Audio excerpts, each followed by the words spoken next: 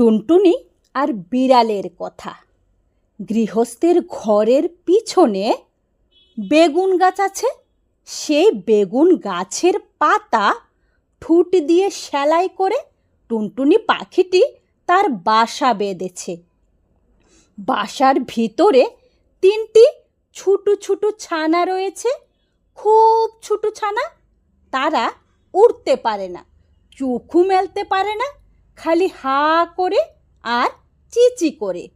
গৃহস্থের বিড়ালটা ভারী দুষ্ট। সে খালি ভাবে টুনটুনির ছানা খাবো। একদিন সে বেগুন গাছের তলায় এসে বললে, কি করছিস লো টুনটুনি?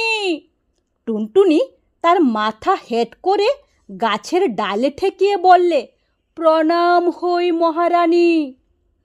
তাতে বিড়ালনি ভারী খুশি হয়ে চলে গেল। সে এখন রোজ আসে, রোজ টুনটুনি তাকে প্রণাম করে আর মহারানী বলে, আর সে খুশি হয়ে চলে যায়। এখন টুনটুনির ছানাগুলো বড় হয়েছে, তাদের সুন্দর পাখা হয়েছে, তারা আর চোখ বুজে থাকে না।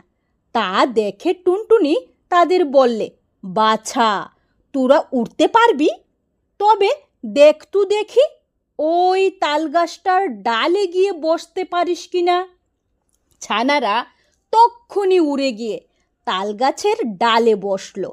তা দেখে টুনটুনি হেসে বললে, এখন দুষ্ট আসুক দেখি।